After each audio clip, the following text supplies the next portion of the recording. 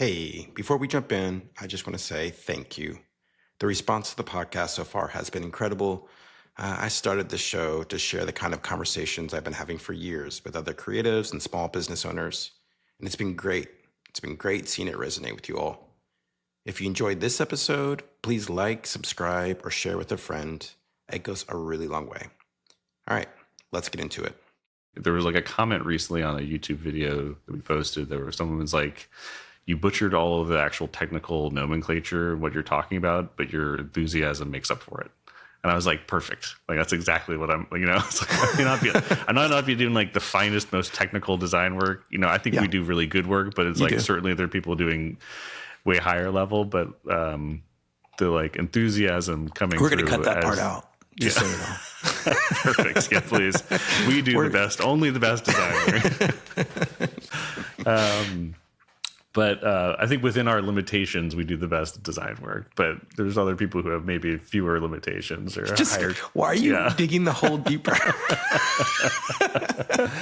But now you're giving me more to cut. Great. Yeah. It's going to be a fun editing job. But the enthusiasm coming through, I think, is like a big part of it. I also think that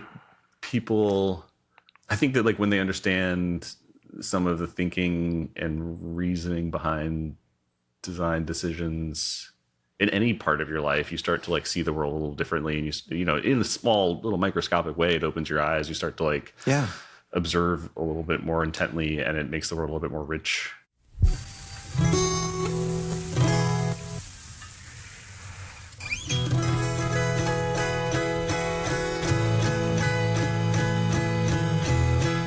On the show today, a conversation with Hunter Craighill, co-founder of Craighill, about building one of the most respected design brands of the last decade without any outside funding, without shortcuts, and without losing their obsession with the details.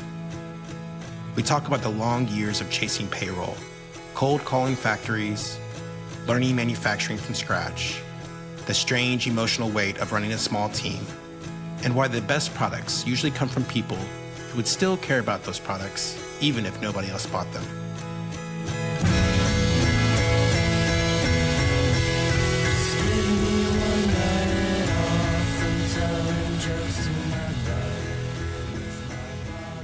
There's this strange moment that happens when you realize the thing you love doing and the thing that actually makes money are not always the same thing. I think every creative person eventually runs into that wall. You start because you love making things. You obsess over details, you stay up too late thinking about proportions or materials or typography or packaging or whatever that thing is for you. But somewhere along the way, the spreadsheets show up. Payroll shows up, inventory shows up, taxes show up. And suddenly, you're trying to protect the original spark while also building something stable enough to survive. That's part of why I wanted to talk to Hunter Craighill. Hunter is the co-founder of Craighill, a company that's become known for making thoughtful everyday objects that somehow feel both engineered and deeply human at the same time. Their work is precise, functional, and incredibly considered. But underneath all of it is a story that feels very familiar to me. Years of uncertainty, years of figuring it out in real time, years of wondering whether the business would actually hold together.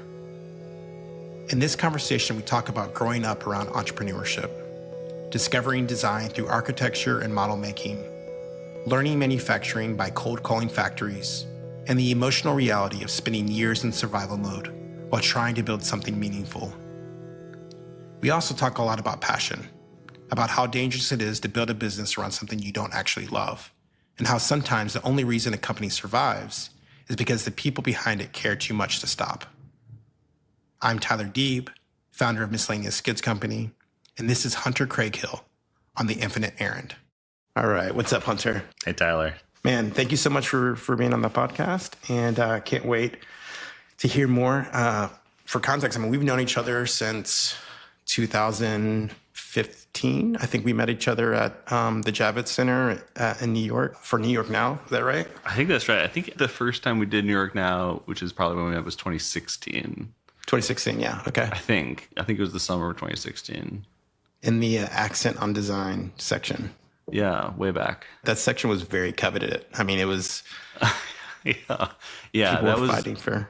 I mean, Javits is so overwhelming, and New York Now was so overwhelming, just thousands and thousands of booths and vendors, and that was like the one kind of curated section. It felt like. Yeah, you were next to the Beanie Baby. You know, No. like when you're at when you were on the accent and design, you weren't necessarily positioned right next to the Beanie Baby booth. So No. that was a win.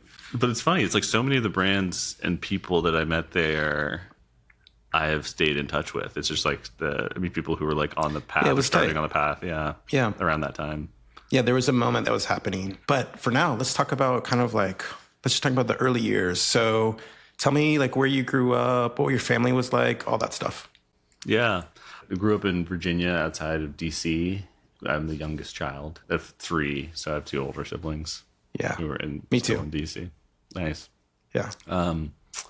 Yeah, my dad was an entrepreneur. I mean, he was a lawyer, but he like kind of started a sports marketing company in the kind of early 70s and managed.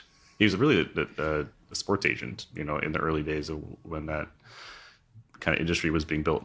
And my mom did a lot of different things, but she actually went back and got a master's degree when I was in high school and kind of became this expert in like American decorative arts and managed the collection, the diplomatic reception rooms. The State Department is what it's called, but they have this amazing collection of American decorative arts and historic objects. And it's also like a set of rooms where a lot of diplomacy happens, but she was kind of the director of the collection for a long time. Interesting. So like all the art pieces that were in these spaces where these important meetings happened, she was overseeing that. Yeah, and like paintings and furniture, you know, the desk that the Treaty of Paris was signed on, and like things like of historic and decorative significance from America. She had like an antiques business, and she like kind of renovated some houses and did a bunch of different things. And then this was what felt like a really formal career that kind of started when I was in high school. And she had to lead a team and she had to do fundraising. And I think it became a bigger thing. And I think that doing it at the State Department, you know, there's like just the reality is of like we're doing it for the government and the kind of like restrictions and limitations that come along with that, you know, I think it can be frustrating. But I think she'd accomplished a lot. And I think got to do some really interesting things at the State Department. But yeah, so I think I got the kind of entrepreneur bug from both of my parents. Was there instability from that? Like, did you see the kind of the ups and downs of what that takes from your parents? Yeah, I think that my dad, was overall had an extremely successful career, but I think it had highs and lows. And I think it was a roller coaster, you know, and I think, you know, even when I was young, like the partnership he was in kind of dissolved and they started, a couple of partners started a new business. And, you know, I wasn't really conscious of it until I was older, but apparently it was this moment of real instability. And then, and then he kind of at the end of his career had a partnership and had a partner that kind of pushed him out of the business. And there was, you know, there was challenges, I think, throughout it. And I think big wins and amazing things that came from it, but also, you know, it feels like he was never immune from the roller coaster reality of it also. I do have some memories of, you know, when there was a particular downturn or a particular blow and just, you know, glimpses of seeing my dad stressed, which normally he was so resilient and like, but when it did poke through, it was like a notable thing. But you know, I think understanding that he always worked for himself, and that was like part of how I understood him. Did that attract you, like seeing his freedom, or like, I don't know, was there perks to him working for himself? I think the idea appealed to me, and it seemed appealing. I think that, this idea that you don't have a boss, you know, you get to go in and decide like what you are working on, what the team is working on, and the excitement, kind of the upside that you get from entrepreneurship is often that excitement. And that always seemed appealing, or it just seemed like a given, you know. I think there's probably a lot of people who don't like grow up around that and don't have the benefit of seeing that like you can create the world that you want for yourself. You know, you don't have to accept the hand exactly as it's dealt to you. Yeah, that's a really good point. And I'm actually in a stage of like showing that and teaching that to my kids because my guys are a little bit older, or a couple of them are. Royal's about to turn 16. North just turned 14, and like they're full on, man. I mean, it's like it's cool. I tell you what, it's Yeah. cool being at this stage and being able to be like, hey, like my parents weren't able to show me this, but like there were like really there's like actually 1,000 paths you can go, and the ones that everyone in your school and the systems that are around you are trying to tell you these are the paths these are your options. It's like actually there's like a couple thousand more options available, which is scary, but also like exciting. Like you don't have to fit into this mold. I think that like when you have that so many options at your fingertips, it feels paralyzing. But you just kind of have to start trying stuff, and you like figure out what you like and what you don't like, and Always get better. That's something I tell them. Like you don't have to be on the exact right path right now, but get better at whatever you're working on. And then the one shout out to my mom that I will state more explicitly was that because of her focus on antiques and decorative arts, our house was like full of interesting, often old furniture, but not always, but everything kind of had a story to it. I feel like there was character, and my mom still has like just such good taste and style, and understands like provenance behind the objects and the story and the quality. And I feel like I truly did not appreciate it until I was much, much older, that it had an impact on me. But just like the chair in the dining room, having either a personal story or just like an aesthetic story from like, the style it came from in Pennsylvania, woodworking in the 1800s or whatever it is. And that was something that she cared about, and it rubbed off on me. What's your position at Craighill? Like how would you describe your work? My title is Chief Design Officer at Craighill. I mean, Craighill's my last name. I'm co-founder. My partner is Zach, who's the CEO. We started it back in 2015, and I think our roles have evolved over the course of the business. And I think particularly, changed even in the last year. It's like changed kind of notably, but currently, I lead up all of the design work and a certain kind of section of the marketing work, which is the kind of video storytelling side of the marketing.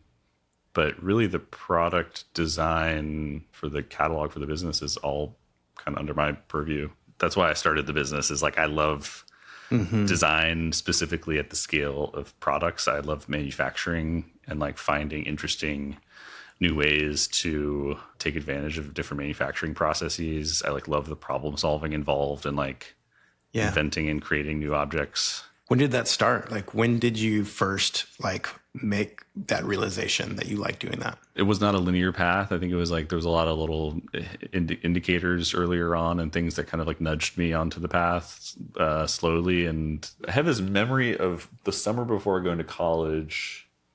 I had figured out like what my dorm room was going to be, and I was like thinking about the like exact like layout of furniture in it ahead of time somehow. And there was this like kind of odd like 40-inch width area that I wanted to build a little tiny, essentially like a love seat in it, that a wide chair.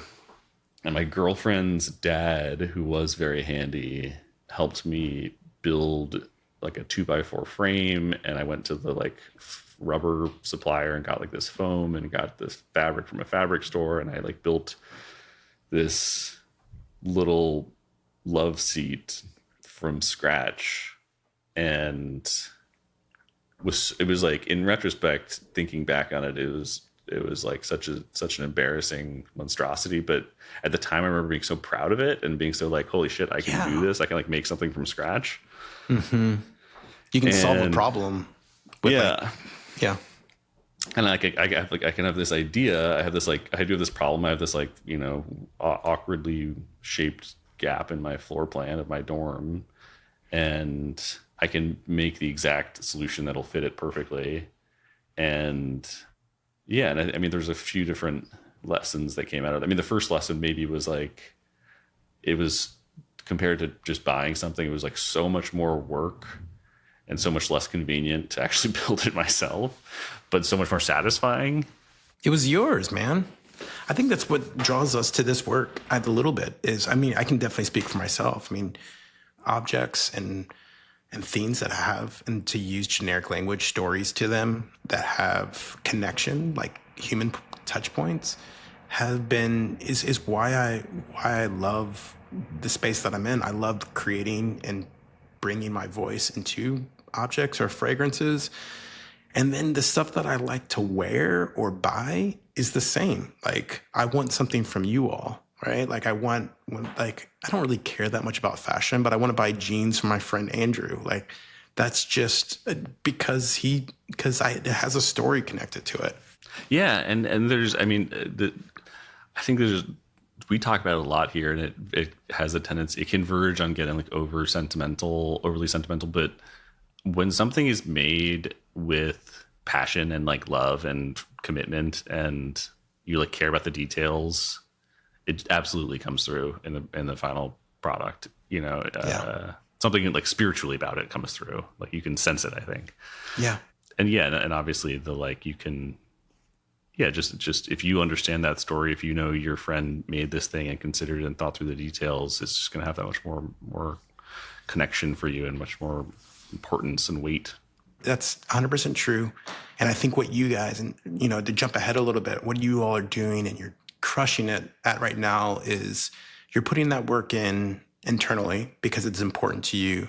And now your messaging is really getting clear about those scenes, and so that it can be customer facing, so that people can come to you and you can explain and break down that philosophy, and it's totally believable. So it removes this kind of mystery of like, does the person on the other side of this even care about the objects they kick out? And it's like, yeah, no, we do. And like, let's break down in this video why every little movement and decision matters to us. So yeah, bravo on that. Thanks, man. Well, because a lot of it does get unseen, and, you know, everyone's got busy lives. They can't understand exactly why every design they can't discern by looking at it why design decision matters. And so they need a guide. And so you're like a guide, like, hey, these things take thought. They don't just grow out of the ground like this. Yeah, I mean, well, I think that they're doing the like video work we do, I think, is like doing a couple different things, and one of it is very simply, you're talking about, it's just like showing our enthusiasm about the process and about what we're doing. And I think there was like a comment recently on a YouTube video that we posted. There was someone was like, you butchered all of the actual technical nomenclature, what you're talking about, but your enthusiasm makes up for it. And I was like, perfect. Like, that's exactly what I'm, you know, it's like, I might not be doing like the finest, most technical design work. You know, I think we do really good work, but it's certainly there are people doing way higher level, but the like enthusiasm coming We're through. We're going to cut that part out. Just so you know. Perfect. Yeah, please. We do the best, only the best design work. But I think within our limitations, we do the best design work. But there's other people who have maybe fewer limitations or higher. Why are you digging the hole deeper? But now you're giving me more to cut. Great. Great. It's going to be a fun editing job. But the enthusiasm coming through, I think, is like a big part of it. I also think that like when they understand some of the thinking and reasoning behind design decisions in any part of your life, you start to like see the world a little differently, and you know, in a small little microscopic way, it opens your eyes. You start to like observe a little bit more intently, and it makes the world a little bit more rich. It adds value across everything. It adds value, basically, you know, it adds value to your brand and obviously the products that you make, but it also adds value to even people that don't buy your things, and challenging, like, oh, like, everything takes thought. Everything, like, open your brain. Like, everything that's around you was designed for a purpose. And it might not be the best design, but like, what is good, what is not good about it? I think it's brilliant. Yeah. Why are things the way they are? To get back to kind of like the origin part of it, you know, you have this awakening where you realize, like, you can take these skills that you've learned from many things where you're solving design problems, but this time in real life, in your dorm room, you build this like unique sofa chair. What comes after? Like, when do you start actually exercising other forms of design? So I went to Wesleyan, which is like a liberal arts school, and thought I was going to study music, and thought I was going to study like sociology and environmental stuff. Like did not know exactly what I wanted to do. And then there was a kind of inflection point when I took my first architecture class, which was like within the art department, and I realized that the like assignment required us to make a model and some drawings of a building we were sketching, and I remember spending all night in the wood shop really wanting to make my model as great as possible, and then presenting it and being like so proud of it. It wasn't about the hours. It was about like you wanted it to be good. Yeah. And I realized there was this obvious contrast where like I was not, when it was like a term paper that required me to spend all night writing it, it was like so painstaking. Torture. And I procrastinated, and it was awful. But then when it was this like communicating this design idea through this model and working with my hands on it, was all of a sudden, it was not a painful thing to stay up all night doing it. It was like an exciting thing. Especially when you get into starting a business, it's just so much work. It's so much stress. It's so much sacrifice. And if it's like your term paper where the hours build up and all you can feel is like the weight of those hours, or if it's like these projects you were doing where time disappears and you're just in the moment of doing that task, you could spend a 12-hour day working on that, and might feel like a 2-hour day, whereas the other might feel like a 30-hour day. Yeah, and I mean that's like still something I'm chasing, where there's still within my responsibilities.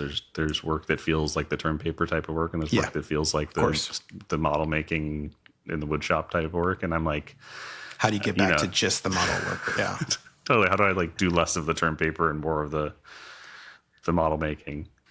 The kind of result of that discovery of taking that first architecture class was like, holy crap, can this be my major? Can I focus on this? It almost feels like naughty because I'm enjoying it too much. It's like work should be, this should be more miserable. Like I can make this like fun thing my major.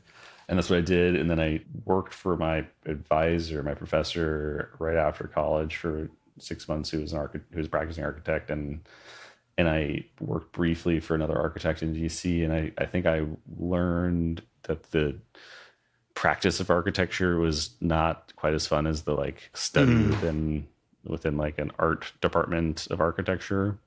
And then I pivoted. I got an internship at this amazing graphic design studio in DC, and then I got a job running this like print shop in San Francisco that was actually like a marketing ploy by Levi's, and then that brought me to New York. So I mean, it was like felt like this funny wave of right after college for like 2 years, where like the exact sequence, like I don't know how I took these pivots, but I was in like 4 different cities doing 5 different jobs over like a 2-year period.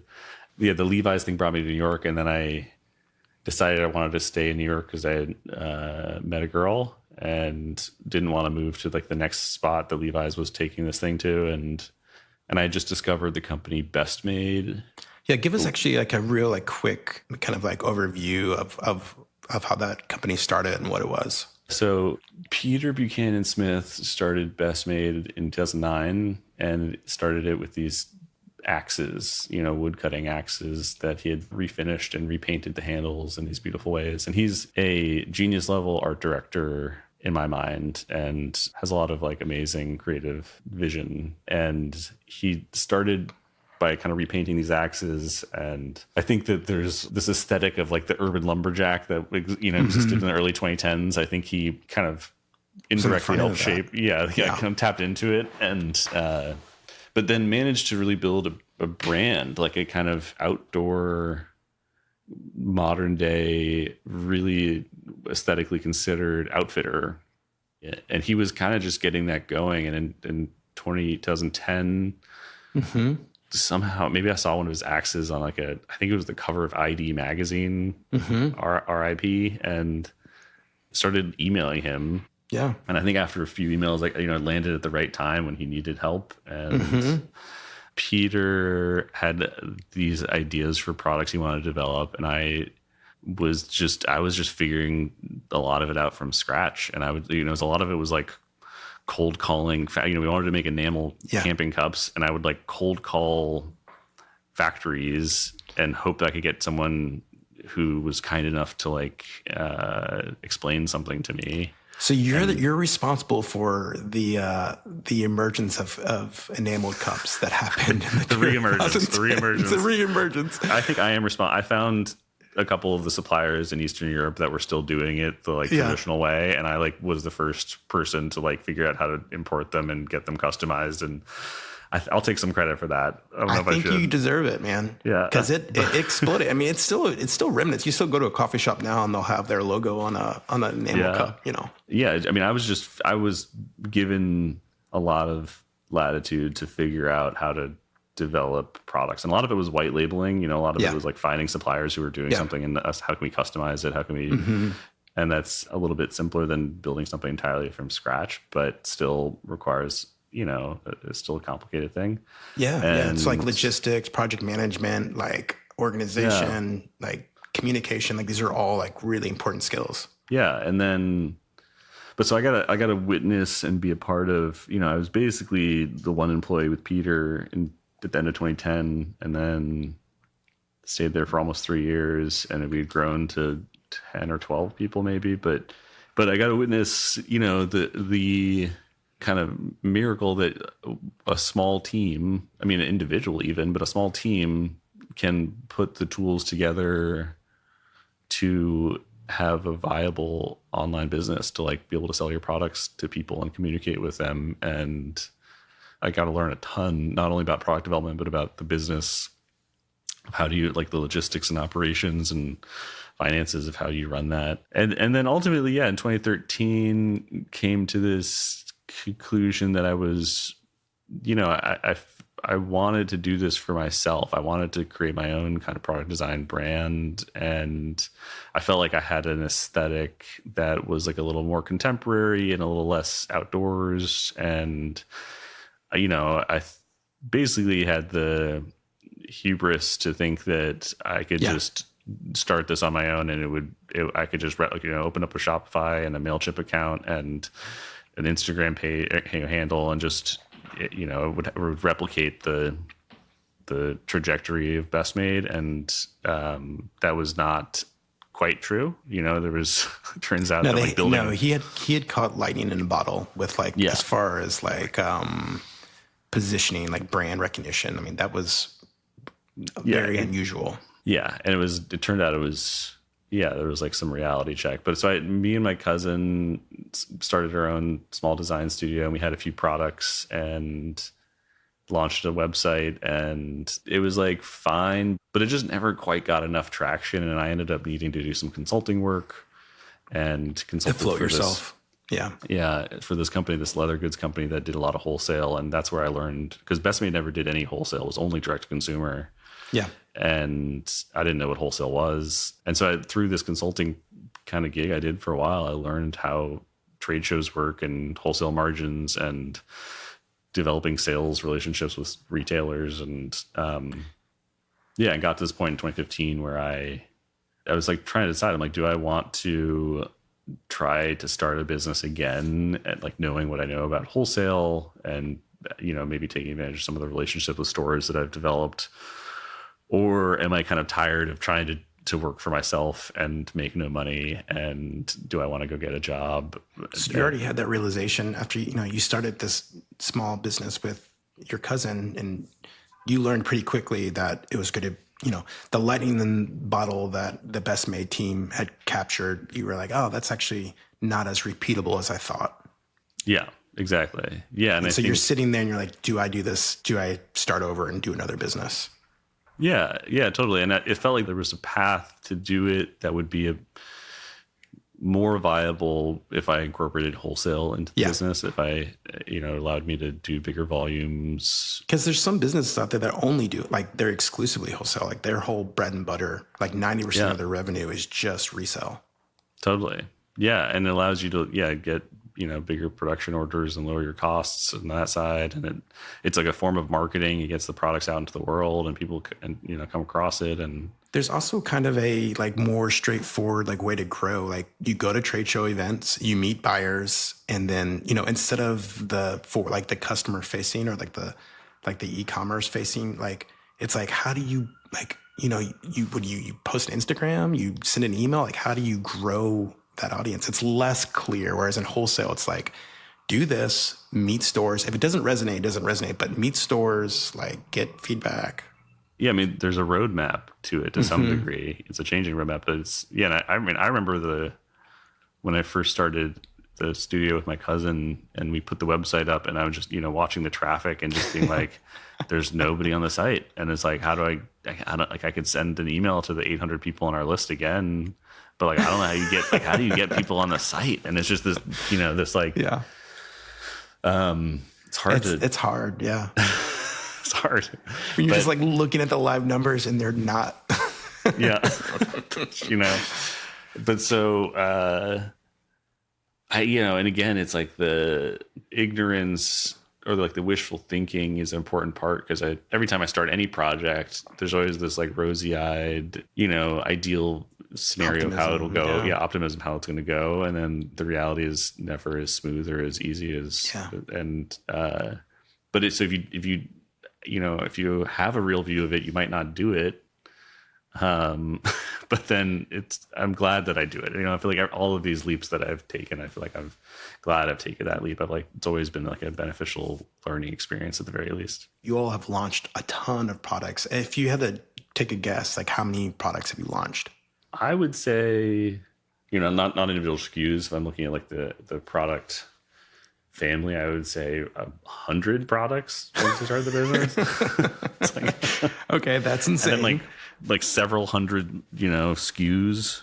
I've probably done 30 or so. So we've been doing it for about the same amount of time. So that's insane. And that was like a big part of I think still it's a big part of our marketing, but I feel like for years, that was like the only way we could get attention, is we like have a new product to talk about and to share with blogs. And well, one of the challenges you have too is that, all your products are, they're like one-time purchases usually. So like I can understand the challenge. And I had this challenge before we moved into fragrance, which was like, how do you get your customer base to come back and repurchase from you? Well, you got to innovate and design something new so that you have something to talk about, one, and two, you have something to sell to them because they already own a wallet, or they already own a flask, or they already own a deck of playing cards in my case.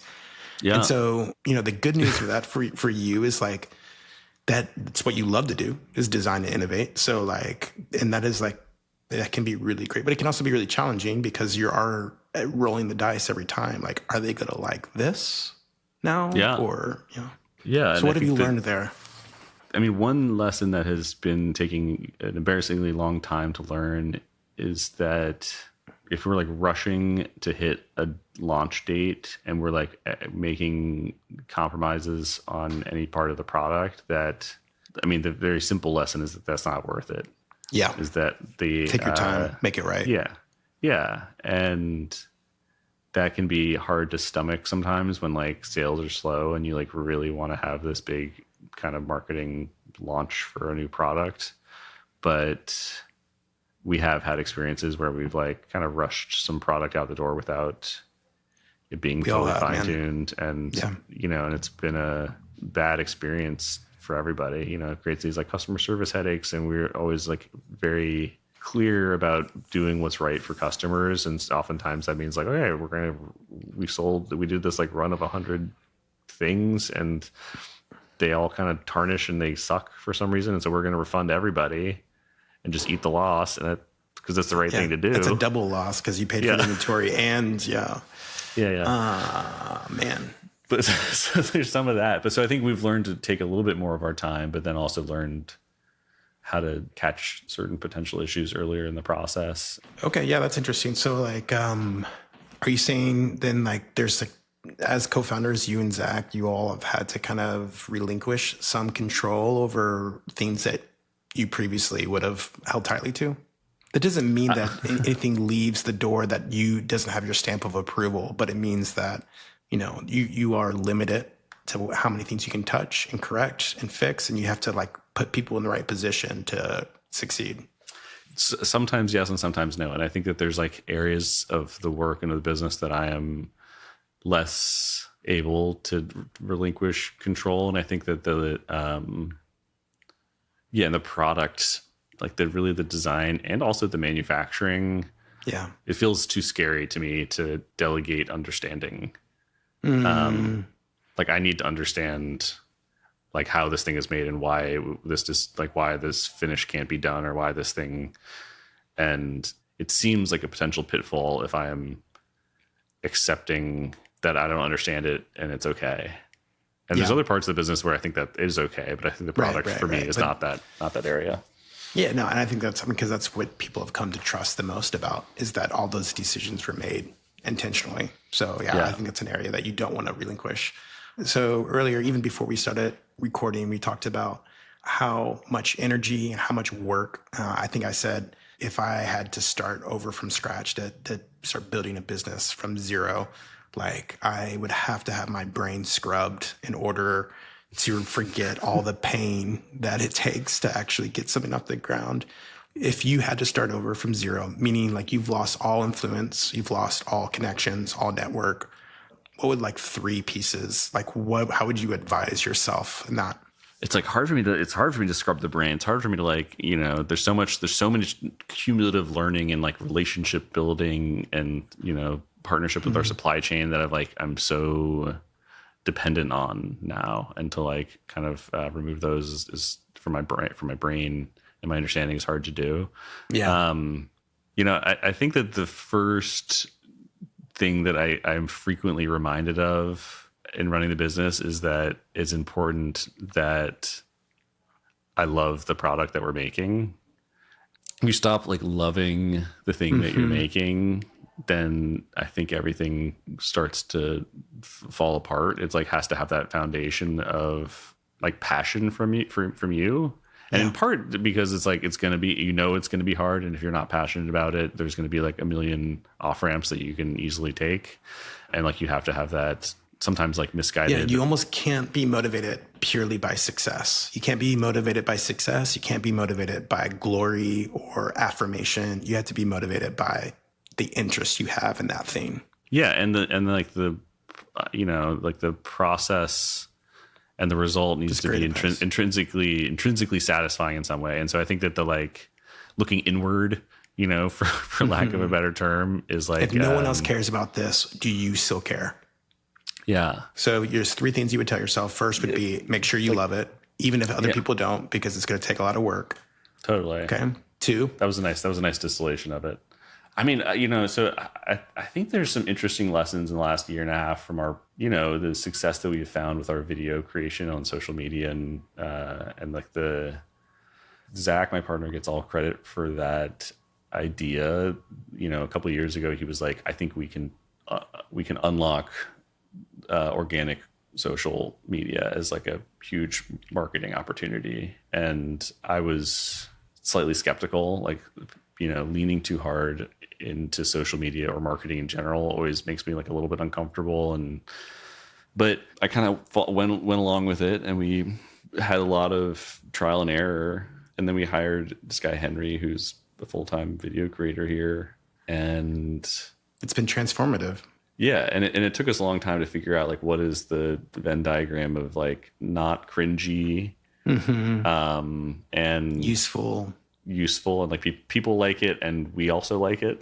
Yeah, 100%. And it works in the format of social media. Yeah, and a lot of that is like is studying and constantly trying to like try new approaches to it, and it has started to change not just our marketing, but it's like changing how we design products a little bit. I started thinking earlier in the process about like what is the kind of story we can tell, what is the detail that we can, help.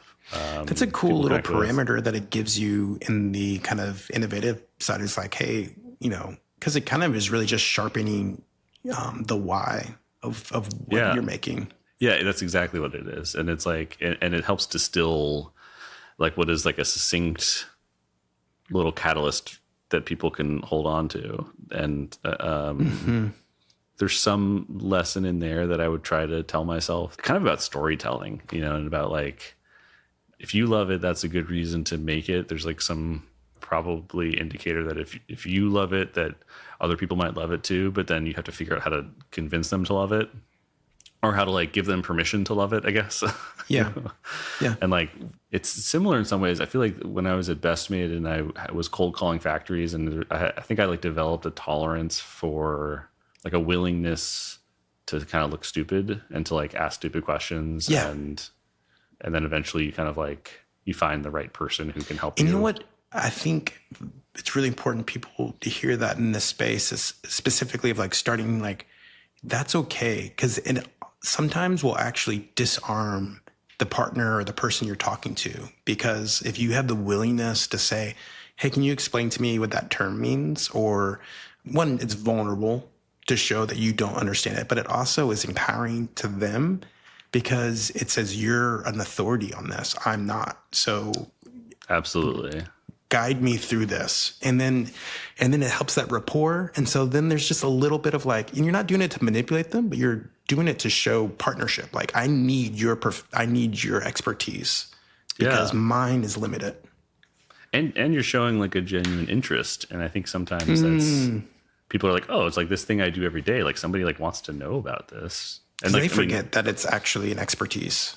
Yeah. And so I think that the video storytelling, there's some parallels there where there's like some vulnerability and having to trial and error stuff and put yourself out there and really try to distill what can I communicate that'll make other people as excited, or like a little bit, like some level of excitement that is close to my high level of excitement about this object. Yeah, I've done this in a way for Miscellaneous Goods, which was actually almost exactly a year ago. I started doing a weekly newsletter, and I just share like more intimate sides of the business, like some of the project that I'm working on, or a test that I'm running in the company, or the results of a chip show that I traveled to or whatever. And I just did it because I was like, hey, I got to find other ways to kind of stay, top of mind for customers. And it ended up turning into something that was like kind of therapeutic for me, but I've never gotten as much affirmation for a theme that I've done than I have for that newsletter, like weekly emails or comments, like people saying, like they read them. And I think that advice is right, which is like, hey, put yourself out there, share your story, like remove the veil a little bit, communicate why you make decisions. Yeah. And it reminds, we have also been doing this newsletter, The Amalgam, for years now, which is just a collection of interesting videos or things to listen to, or websites or stories. Mm-hmm. And it's very little to no like actual Craighill branded content. It's just like, it's just like, here's a funny piece of writing we did about what's going on, and here's a bunch of fun links that like weirdly generates tons of traffic to our site. Like people, like every single person opens it, they all click on a link or two, and then a lot of them end up on our site. And it's like, it's kind of turned into a surprising kind of trust building part of our marketing. Yeah. So I think that's a great for advice 2. So advice 1, we got advice 2. What's the third? Man, I mean, having a good accountant is important. It's like such good advice. That is such good advice. But that's like a pretty critical part of actually understanding what's going on with your business. And like as soon as it gets beyond, like as soon as you have like multiple products and you're like paying for your inventory with different payment terms, and you've got payroll, and you've got these like recurring expenses, and you don't know how much runway you need or whatever it is. Yeah. because it's like, yeah, the what is the phrase? It's like cash is not profit or whatever. But like that is very true, and I think that like the bank account number can be misleading sometimes. Very. But I think having as good of an accountant as is responsible for you to afford is going to help you make way more informed decisions about what you're doing.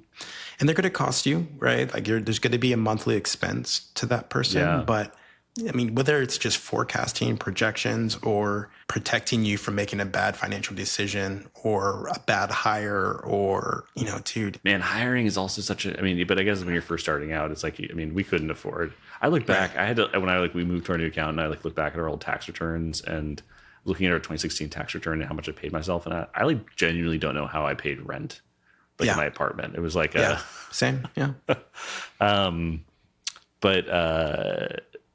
Yeah, so hiring is maybe less relevant to when you're first starting out, but hiring is such like building a team. Oh boy, that's been like a learning curve, and it's so amazing when it's working, and it's working now. But it is. I think we can talk about that. So I think we covered all the three things, the three pieces of advice. So we can move on from that. And just to review, so we said one was making sure you love it because it's going to require so much energy and sacrifice that if you don't love it, it's going to be torture. Yeah. 2 was putting yourself out there, being vulnerable, building trust from anyone that's interested in it, and creating kind of like a compounding trust in what you're making. Yeah. And then 3 was making sure that your money is figured out, that someone's watching the money and that they're taking care of it, making sure you're not digging a hole that you can't dig yourself out of, which I think goes kind of nicely into this new theme, which is like the cost of a team. I'll just kind of share a little bit about my experience before. Is I ended up having several employees longer than I should have and didn't realize how much it was costing because I wasn't working tightly with an accountant. I wasn't really paying attention to how much I was spending on payroll and how it wasn't generating revenue like that payroll. And so I want to hear your experience about that because you just said it. It can be great and wonderful when it's working. And then when it's not, it can be suffocating. It can be a real drain on the business. So yeah, share some more about that. Yeah, I mean, payroll is definitely the biggest, it's like apart from inventory is our biggest expense. It's like that's where the biggest chunk of the pie goes. And there's been times in the past where like, you have to feed the beast is what it feels like, where we have a payroll cycle approaching. And that is like this kind of relentless thing where you have to have enough revenue coming in, and the bigger that payroll every 2 number weeks, is. Yeah. A big amount gets taken out of your account. Yeah. And 2 weeks goes by fast. When you're running payroll, like 2 weeks used to feel like a long amount of time. It is fast. Totally. And I think that there's some roles and some employees that like actually you hire them and you get them onboarded and like they can actually contribute to creating more revenue quickly. And then there's some that are like a longer burn where like you have like a new designer, product designer. It's like we might work on a project that doesn't come out for a year or 18 months and we're not going to like kind of see a return on that. Yeah. Yeah, exactly. An important realization that I made during a season where I had to really trim the team down was, I think it was my own, I don't know, it was something misguided in myself about that. I thought that I was important to their personal like flourishing, and they all went off to do great things. And some of them are making way more money than they would have if they stuck it out with me. And they are all living healthy lives. And I think I had believed that I needed to be somehow the glue that held their life together, or like my business needed to be. And that was just a lie. And so when I let go of that feeling that I was personally responsible and realized like, hey, I'm responsible for the business and making sure the business is healthy and like the numbers aren't lining up here, then that's when I was like, okay, like that's who I need to be taken care of, is the business, which sounds super, but it's not, because the business takes care of me and other people too. So like it's where, if you give us a summary of like where Craighill is today and like how you would describe the business today and like where do you want to see it go? And like, what does the future look like for Craighill?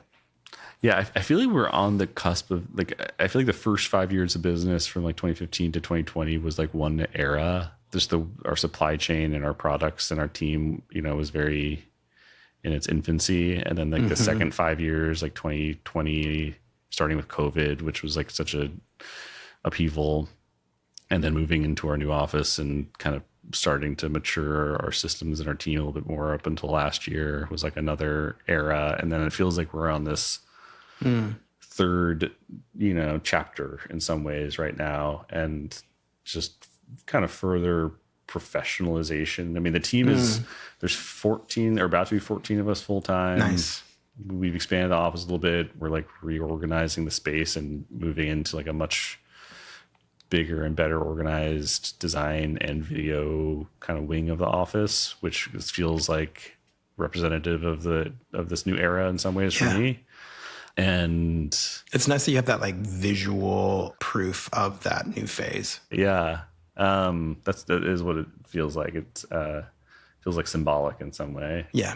And I think we've had this kind of increased clarity about where we want to go. And it feels a little audacious to say, but we talk about how we want to be effectively the top American design brand of the 21st century. I feel like there's these iconic kind of design brands of the 20th century, and who will like hold that position for the 21st century. And we would like that to be Craighill. And so it's like, and what sort of things need to happen for that to even be considered?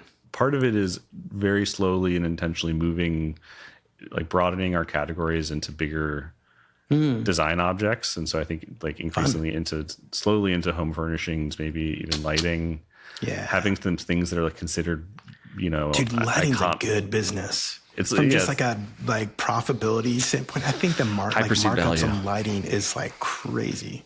Oh yeah, big time. But and having some objects that feel like iconic design pieces is a part of it. Part of it's reputational. Part of it's like the scale. I think that we would like to hopefully next year open up a first retail store. And Lower East Side, where are you thinking? Maybe there's kind of some. I think we're keeping our options open. Maybe somewhere Lower East Side, somewhere in Manhattan. So maybe somewhere actually. We're in Greenpoint, potentially somewhere between Greenpoint and Williamsburg, but not like Prime Williamsburg is a little bit Disneyland, a little bit too crazy. But we're kind of starting to look around a little bit. I could see that, working really well for y'all, especially if you get into designing bigger pieces that need more showroom experience. And some places that we can have some kind of, events, community, talks or screenings or parties or whatever. I think that having the more IRL we experiences. Did that. We started doing that like 3 years ago, and it's been a slow burn, but I think what it's been nice is it really kind of gives the brand some authority. It like we have a home to the brand that people can come in and like walk through and experience. And even though all our line is kind of like contained into this much, it kind of makes the whole brand like breathe and make it feel like a real place. Yeah. But so having this like clarity, this goal, it's like we want to, it feels ambitious to say, and it's going to take 50 years to do it. But like, how do we become the top American design brand of the 21st century? And that having that vision helps us in the day-to-day, say yes or no to different opportunities that arise. Like, does it help advance us towards this goal or not? And having that clarity is really helpful right now at this phase of the business. Well, I mean, no brands, no athlete, no designer has ever been to the top of that game without saying that to themselves. Totally. Yeah. It's just never happened unless they have, Exactly. Yeah. So you have to.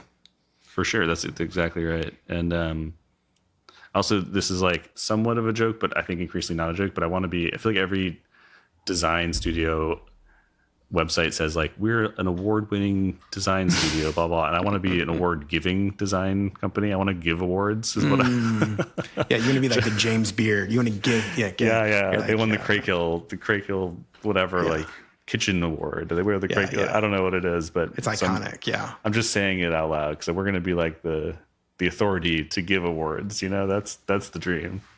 That's amazing. And yeah, dude, I think you're totally on the right path. And I think you're I think expanding, I think that makes the most sense. Expanding into so many new objects and create, like taking your design language and like moving it across so many different categories will only strengthen like that opportunity. Hunter, Thanks, man. love you, man. You and Zach have been huge encouragements to me. You've given me great advice. You've shown me new ways of doing things, and so that's like the direct way that you've impacted miscellaneous goods. But also, you all have also impacted just by me watching from afar and seeing you all build your thing and work hard and solve design problems and launch great products. So thankful for Craighill, thankful for you, thankful for Zach. So thanks for taking time today too. I really Tyler, appreciate the feelings, all of those feelings are so mutual. It's been such a privilege to become friends with you and to build our businesses in parallel over these years, and have community and solidarity with you, and I feel a lot of love, man. Yeah. Next time I'm in New York, let's get dinner. Let's do it. All right, buddy. All right, man. Bye, man. See ya. That's the end of our conversation. Thanks for listening. If you enjoyed the show, one small way that you can support both the podcast and our team at Miscellaneous Goods Company is to follow the show or pass the episode along to someone new. The music throughout the show comes from my friend, co-worker, and musician, Woods at Night. This episode was edited by TJ Hester. Like everything else here, it's a small group of people doing careful work. I'm Tyler Deeb, and this is The Infinite Errand.